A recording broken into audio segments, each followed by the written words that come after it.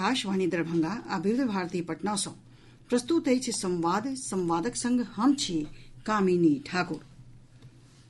प्रधानमंत्री नरेंद्र मोदी कहलनि जे विकसित भारत 2047 हरेक भारतीय के महत्वाकांक्षा अछि। नीति आयोगक नवम शासी परिषदक बैसक के संबोधित करैत श्री मोदी कहलनि जे लोक सभ सँ सोझे जुड़ल रहबाक कारण राज्य एहि उद्देश्य के हासिल करबा मे एक महत्वपूर्ण भूमिका निभाहि सकैत अछि। ओ कहलनि जे भारत के एक विकसित राष्ट्र बनेबाक दिशा मे ई प्रगति के माध्यम अछि। श्री मोदी कहलनि जे देश सही दिशा मे आगां बढ़ि रहल अछि। प्रधानमंत्री कहलनि जे विकसित भारत 2047क सपना के सभ राज्यक सम्मिलित प्रयास सँ पूरा कयल जा सकैत अछि। ओ कहलनि जे विकसित राज्य विकसित भारत बनाओत। प्रधानमंत्री कहलनि जे भारत के 2047 धरि विकसित बनेबाक लेल कौशल, अनुसंधान, नवाचार आ रोजगार आधारित जनतबक आवश्यकता अछि।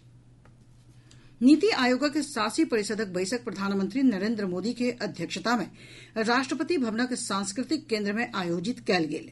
एहि बैसक में सभ राज्यक मुख्यमंत्री आ केंद्र शासित प्रदेशक उपराज्यपाल, पदेन सदस्यक रूप में केंद्रीय मंत्री, विशेष आमंत्रित सदस्य तथा नीति आयोगक उपाध्यक्ष सुमन बेरी तथा सदस्य लोकनि भाग लेलनि। केंद्रीय ग्रामीण विकास राज्य मंत्री कमलेश पासवान कहलनि जे आम बजट युवा, किसान, महिला आ गरीब सभ के समर्पित अछि। दरभंगा के लहेरियासराय में पत्रकार लोकनि सँ वार्ता करैत श्री पासवान कहलनि जे अमृत कालक ई बजट प्रधानमंत्री नरेंद्र मोदी के दूरदर्शी विजन आ विकसित भारत के दर्शबैत अछि। श्री पासवान कहलनि जे ई बजट किसान लोकनि के आत्मनिर्भर बनेबाक लेल समर्पित अछि।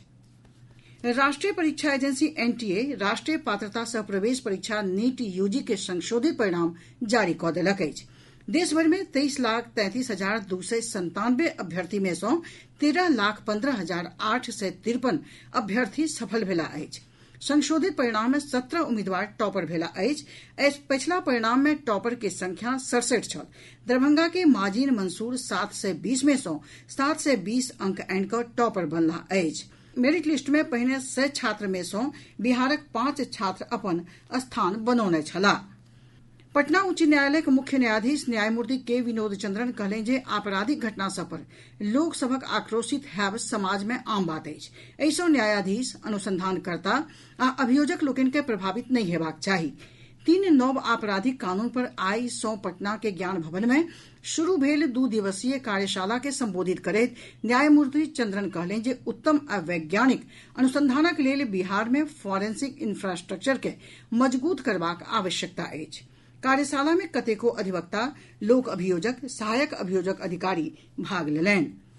प्रधानमंत्री नरेंद्र मोदी काल्हि भोरे 11 बजे आकाशवाणी के मन की बात कार्यक्रमक अंतर्गत देश विदेशक लोक सभक संग अपन विचार साझा करताह। ई रेडियो के मासिक कार्यक्रमक 112हम कड़ी अछि। ई कार्यक्रम आकाशवाणी आ दूरदर्शनक सभ नेटवर्क, AIR न्यूज वेबसाइट आ news on AIR mobile app पर प्रसारित कयल जायत। आकाशवाणी के YouTube channel, DD news, PMO आ सूचना तथा प्रसारण मंत्रालयक चैनल सभ पर सेहो एकर सीधा प्रसारण कयल जायत। प्रधानमंत्री के कार्यक्रमक तुरंत बाद मैथिली भाषा में एकर प्रसारण आकाशवाणी के दरभंगा केंद्र सँ कयल जायत। भारतीय जनता पार्टी शासित राज्य सभक मुख्यमंत्री लोकनिक आइ साँझ नव दिल्ली में बैसक भऽ रहल अछि। भाजपा मुख्यालय में होबय वला एहि बैसक में पार्टीक वरिष्ठ नेता लोकनि सेहो सम्मिलित भेलाह अछि। पूर्व विधायक आ जदयूक महासचिव तथा प्रवक्ता राजीव रंजन के पार्थिव शरीर आइ विधानसभा परिसर में आनल गेल, जतऽ विधानसभा अध्यक्ष नंदकिशोर यादव, जल संसाधन मंत्री विजय कुमार चौधरी, सूचना आ जनसंपर्क मंत्री महेश्वर हजारी आ कतेको गणमान्य लोकनि हुनका श्रद्धांजलि अर्पित कयलनि। हुनक काल्हि नव दिल्ली में असामयिक निधन भऽ गेल छलनि। राज्यपाल राजेंद्र विश्वनाथ आर्लेकर शिक्षक लोकनि सँ बच्चा सभ के प्रेरणादायक किताब आ अखबार पढ़बाक हेतु प्रेरित करबाक लेल कहलनि। श्री आर्लेकर पटना खगौल स्थित DAV पब्लिक स्कूल के शिक्षक आ छात्र लोकनिक संग संवाद कऽ रहल छलाह। ओ बच्चा सभक बीच मोबाइल के बेसी प्रयोगक आदत पर चिंता व्यक्त करैत कहलनि जे एहि लेल विशेष हद तक अभिभावक लोकनि जिम्मेदार छथि। ओ कहलनि जे किताब आ अखबार पढ़बाक अलावे लिखबाक आदत बनि गेला सँ बच्चा सभ में मोबाइलक आदत कम भऽ जायत। एहि अवसर पर आन लोक सभक अलावे स्कूल के प्राचार्य सह क्षेत्रीय अधिकारी SK झा अपन विचार व्यक्त कयलनि। एहि संग आकाशवाणी दरभंगा आ विविध भारती पटना सँ प्रसारित संवादक ई अंक समाप्त भेल।